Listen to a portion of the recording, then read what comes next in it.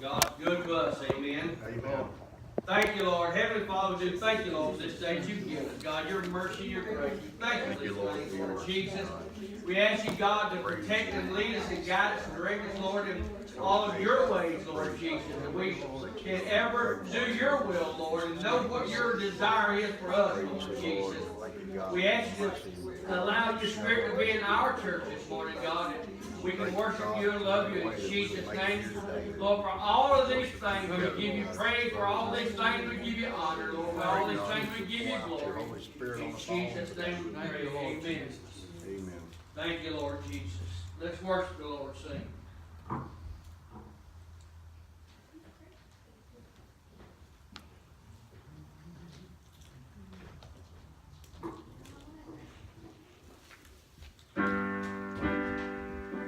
Thank you, Lord.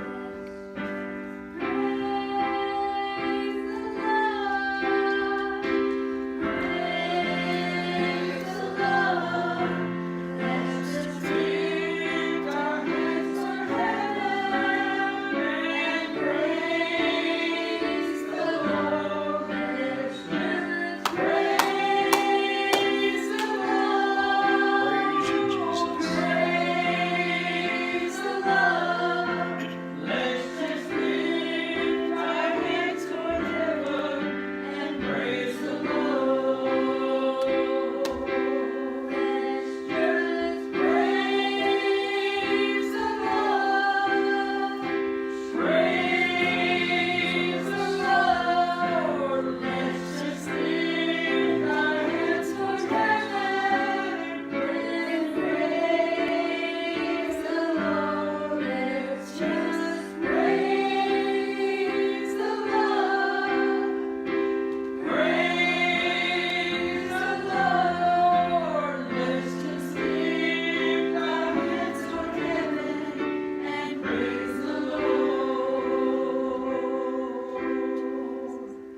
Amen. Thank you, Lord Jesus. Amen. Thank you, Lord. I didn't lower that mic down. Thank you.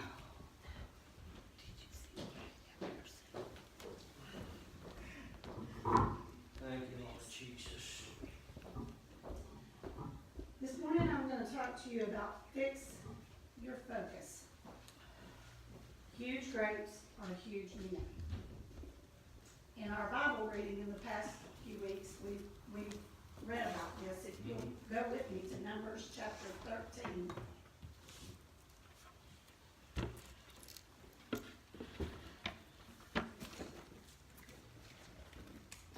We're going to start with verse 27.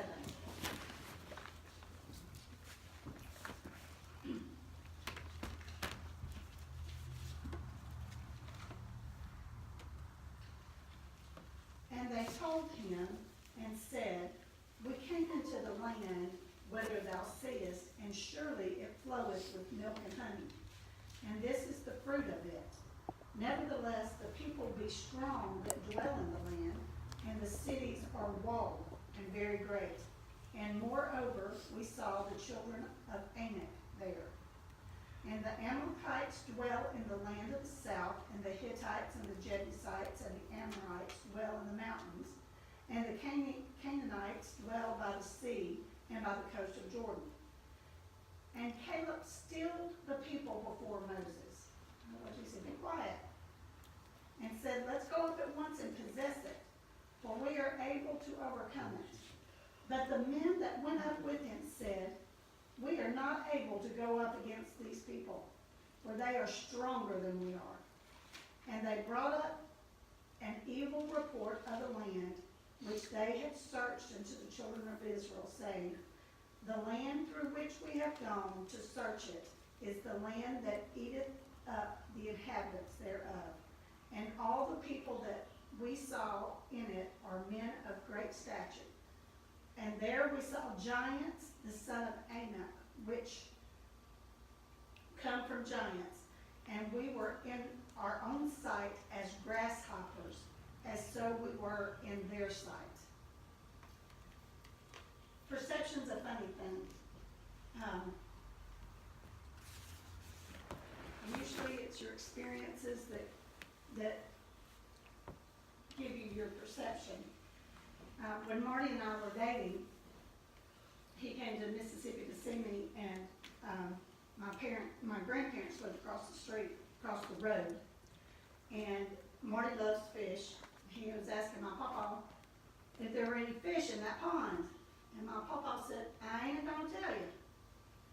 Marty's like, me knowing my papa knew that he meant, I don't know. That was his way of saying, I don't know. Marty didn't know my papa, he didn't know that. But once he got to know my papa, he realized that's how my papa was. He didn't know, he said, I ain't gonna tell you. It's all a matter of perception. I thought he didn't want me to fish. Yeah, yeah. When Leah and Brandon were dating, we had to introduce Brandon into many southern things that he had never heard. Sweet tea, flip-flops, muddy. He had no idea what mudding was. No idea.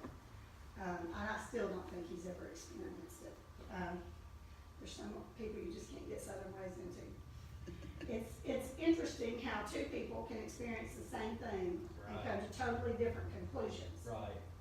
You know this from when you're with a group of people and you're in a conversation and someone comes up with a totally different direction and you wonder, were we even talking about the same thing? Because of the perceptions being different. So,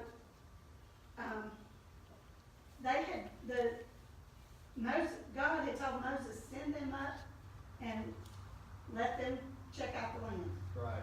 And so for 40 days, the great leaders go into the promised land. They all see huge grapes, and they all see huge men. What I believe is not a product of what I see. It's a product of what I focus on. 10 of the spies came back talking about the giants. 2 of them came back with grapes. Mama mentioned that in our daily reading, that the 2 men carried the grapes. It's all about what you focus on. God is always trying to bring us into something. So we need to make sure that we're focused on the right thing. It's not because we don't have faith, it's because we have a lack of focus. Jeremy's told Marty and I that Barry is the best tile layer you ever is. Barry can lay tile. But Barry can go measure a rim off and go buy the tile. And we can all have all the faith in the world that he can do it. But if Barry don't get focused on it and get it done, it's not gonna happen. That's It doesn't matter how much faith we have. That's right. Barry's gotta focus for us to be able, or for the tile to get laid. We all have faith that Barry can do it, but Barry's gotta focus before it can get done. Mm-hmm. So, how do we focus, and what do we focus on? The first thing we need to focus on is what we think. It's easy to judge the 10 spies. How could they be so preoccupied with the giants? But context is the key to compassion. So let's see what created their focus. God's not the author of confusion. He made the directions simple. And the Lord spake unto Moses, saying, Send thou men, that they may search the land of Canaan, which I have given unto the children of Israel. Of every tribe of their fathers shall send a man, every one a ruler among them. So the only direction there was to send a ruler to the land that I promised you in heaven. Check it out. That's what God said to Moses. Here's what Moses said to the men. And Moses sent them to spy out the land of Canaan, and said unto them, Get up you this way southward, and go up into the mountain, and see the land, what it is, and the people that dwell therein, whether they be strong or weak, few or many, what the land is that they dwell in, whether it be good or bad, and what the cities they be that dwell in, whether in tents or in strongholds, or what the land is, whether it be fat or lean, whether there be wood therein or not. And be ye of good courage, and bring the fruit of the land. Now the time was the time of the first ripe grapes. The difference in what God said to Moses and what Moses said to men is like the difference of a mom packing for vacation and a dad packing for vacation. Mom's list: my clothes, Johnny's toothbrush, Susie's clothes, Susie's toothbrush, sunscreen, beach towel, snacks for the car, iPads for the car, toys for the beach, inhalers, Band-Aids, hairbrush, hair bows, PJs, on and on and on. Dad's list: I got my clothes, got my toothbrush, you ready to go? There's a difference there.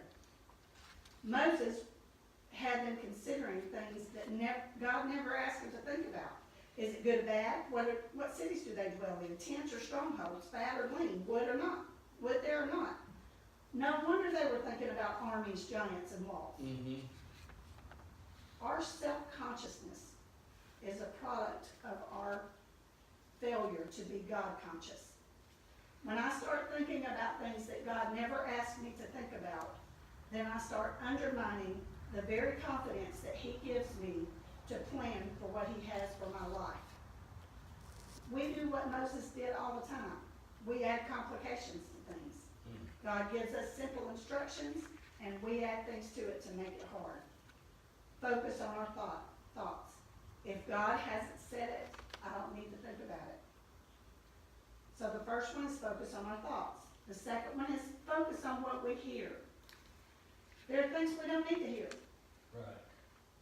We don't need to talk about the giants. Right. Don't discuss what will prevent you from making something happen.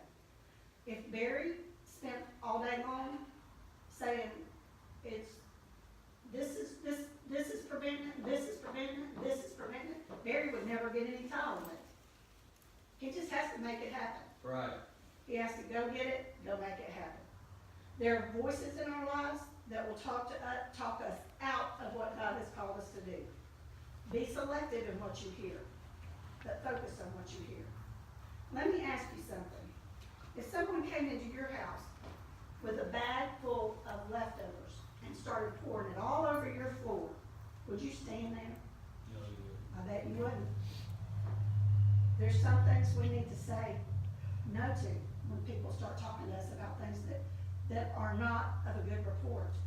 We need to hear things that are true, Amen. things that are honest, Amen. things that are just, Amen. things that are lovely, Mm-hmm. things that are of a good report. Amen. Mm-hmm.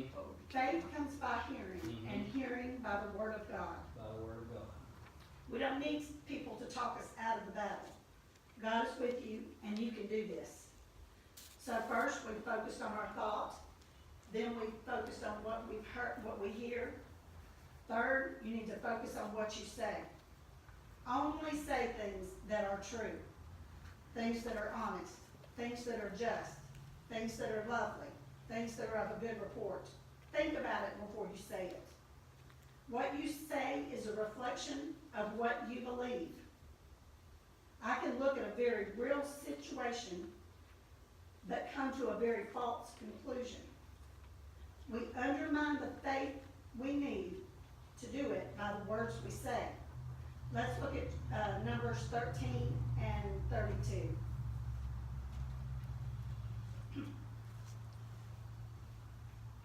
And they brought up an evil report of the land which they had searched unto the children of Israel, saying, the land, though which we have gone to search it, is a land that eateth up the inhabitants thereof. Mm-hmm. And all the people that we saw in it are men of great stature.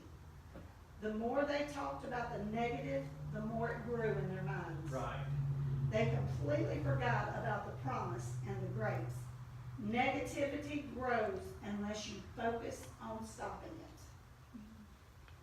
There's one more place that I would like to remind you where there were different perceptions.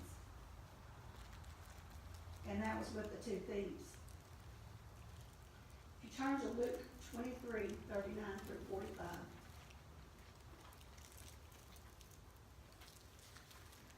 And one of the malefactors which were hanged railed on him, saying, if thou be Christ, save thyself and us. He was negative. But the other answering rebuked him, saying, dost thou not fear God, seeing that thou art in the same condemnation? And we indeed justly, for we receive the due reward of our deeds. But this man hath done nothing amiss. And he said unto Jesus, Lord, remember me when thou comest into thy kingdom. Lord, remember me. And Jesus said unto him, Verily I say unto thee, today thou shalt be with me in paradise. Perception is a powerful tool that you must exercise daily. You do this by focusing on what you think, focusing on what you hear, and focusing on what you say. God gave us the tools that we need to walk a healthy, happy life. It is up to us to determine. Amen. Amen. Amen. Amen.